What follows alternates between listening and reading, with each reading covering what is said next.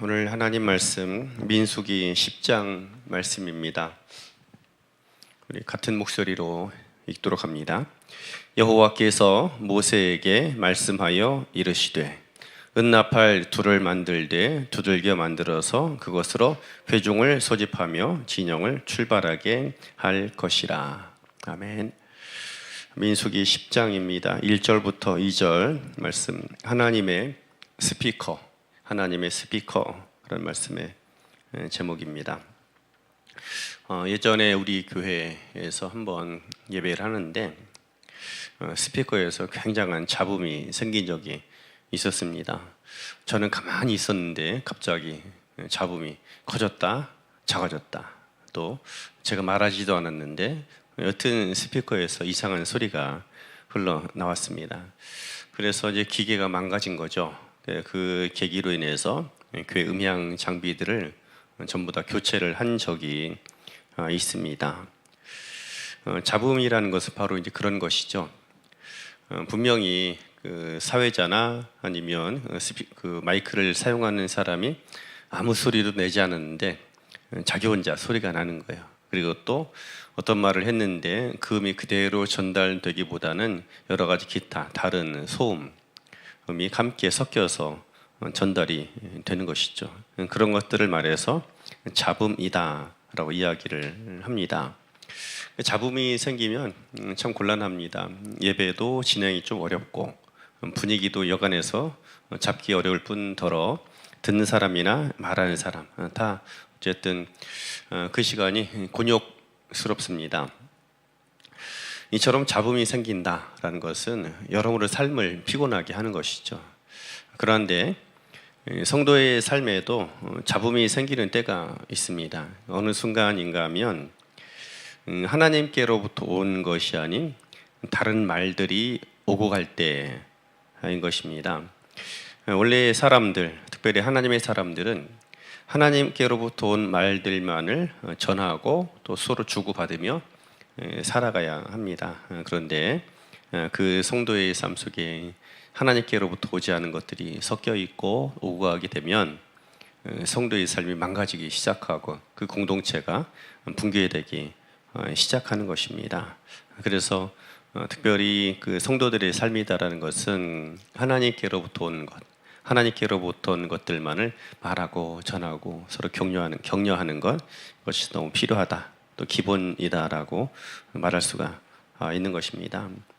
오늘 제사장들이 나팔을 불어서 이스라엘 전체 특별히 광야에 있는 이스라엘 사람들을 이끌고 가는 그런 모습을 볼 수가 있습니다.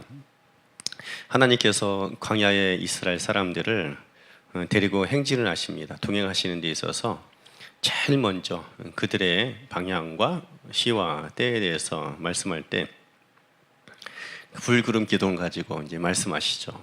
불구름 기둥이 성막 위에 떠오르면 그들이 가야 할 방향으로 채비를 하기 시작합니다. 그런데 불구름 기둥이 갑자기 가다가 우뚝 멈춰서게 되면 그들이 행진을 멈추고 한 자리에 멈추게 됩니다. 그래서 불구름 기둥이 어쨌든 그들의 갈 길을 또 때와 시를 조절하게 되었던 것입니다. 그런데 그것만이 있었던 것이 아니죠. 우리 삶에는 항상 무엇이 필요한가 하면 하나님께 행하시는 것에 대해서 해석이 있어야 되고 피차간에 전달자들이 있어야 합니다.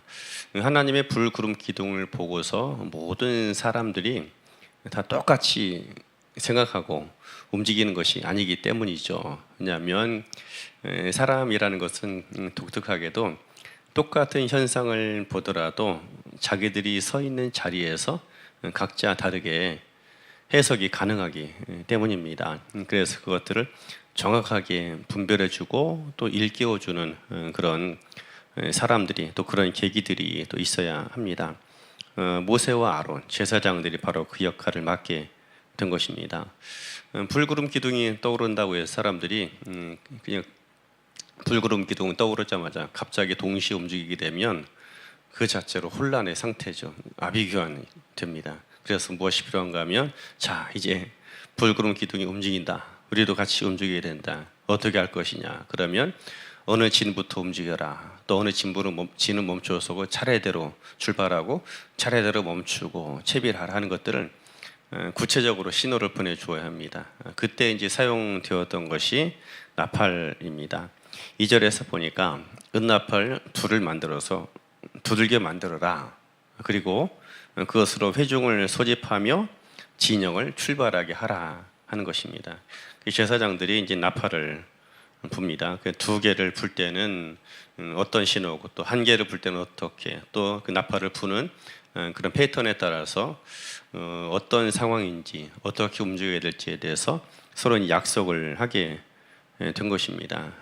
그런 신호들이 있고 분명하게 전달이 되어야 사람들이 체계적으로 움직이고 멈추고 전쟁을 하든 진을 치든 아니면 진을 걷든 그런 일을 할 수가 있는 것입니다. 이처럼 하나님께서 직접 말씀을 통해 또 눈에 보이는 불구름 기둥을 통해서 이야기하기도 하지만 하나님 말씀 해석과 정확한 전달 또한 역시 필요하다라는 것입니다. 그런데 여기에서 문제가 생길 수가 있습니다. 어떤 문제가 있는가 하면은 나팔을 불매 있어서 제사장들이 그 정확하게 불어야 한다라는 것입니다. 이 은나팔이라는 것은 제사장들이 자기가 내고 싶은 소리를 내는 것이 아닙니다. 또 자기들이 나팔을 불고 싶을 때 불었어도 안 된다라는 것입니다. 하나님께서 소리를 내라라고 말씀하실 때에 하나님께서 말씀하신 소리를 내야만 합니다. 그때야 사람들이 정확하게 움직이고 모든 진들이 자리를 취할 곳에 치고 또 행진해야 할 순간에 행진을 하게 되는 것입니다. 그런데 하나님께서 내라 하신 소리를 정확하게 내지 않는다라면 비록 그들이 은나팔을 불든 아니면 그보다 더 좋은 나팔을 가지고 불든지 간에 진 전체에는 큰 혼란이 찾아오고 온전한 행진이 될 수가 없는 것이죠. 이것이 중요합니다. 우리가 이제 모든 사람들을 전신자 제사장이다, 만인 제사장이다 라고 합니다. 우리가 이 시대를 향해서 세대를 향해서 나팔을 불어야 합니다. 하나님께서 우리를 가르치시는 방향, 하나님의 때와 시를 전달하고 말할 수 있어야 합니다. 하나님의 계획과 하나님의 뜻을 신호로 불고 나타낼 수 있어야 한다라는 것이죠. 그리고 일상의 삶에서 깊이 몰입하다 보면 잠든 사람들이 꽤나 많습니다. 잠든다라는 것은 굳이 침대에 누워서 깊은 숙면을 취하는 상태만을 이야기하지 않습니다. 자신의 일과 또 세상의 일로 분주하다 보니까 하나님의 마음, 생각, 계획, 뜻 가운데는 마음을 닫고 살아가는 상태죠. 그러다 보니까 이제 내 삶이 너무나 한 것은 너무 몰입되어서 하나님의 때라든지 하나님의 역사를 인지하지 못하는 순간들이 있습니다. 그때 이제 흔들어 깨우는 역할들이 필요합니다. 그때 중요한 것이 무엇이냐? 하나님께서 내려가신 소리를 내는 것이 중요합니다. 이 시대에 하나님의 사람들은 이 시대를 깨우는 스피커로 부름받은 것입니다. 그래서 하나님의 사람들이 시대를 흔들어 깨우지 않으면 누가 이 세대를 흔들어 깨울 수 있겠습니까? 하나님께서는 이 나라 전체가 또 수많은 백성들이 하나님의 뜻 가운데 석연하고 하나님께서 이르시는 방향대로 가기를 원하십니다. 그래서 필요한 것이 무엇인가 하면 이 나라 곳곳에 또 하나님께서 세우신 모든 곳에서 하나님의 뜻을 나타내고 일깨울 수 있는 그런 사람들이 있어야 합니다. 그 사람들이 바로 하나님의 사람들인 것입니다. 그래서 우리는 하나님의 스피커인 것입니다. 그런데 앞서 말씀드린 것처럼 스피커의 역할은 뭐냐? 스피커의 역할은 하나님께서 내라 하신 소리만을 낼 수 있어야 합니다. 그것이 온전한 스피커인 것이죠.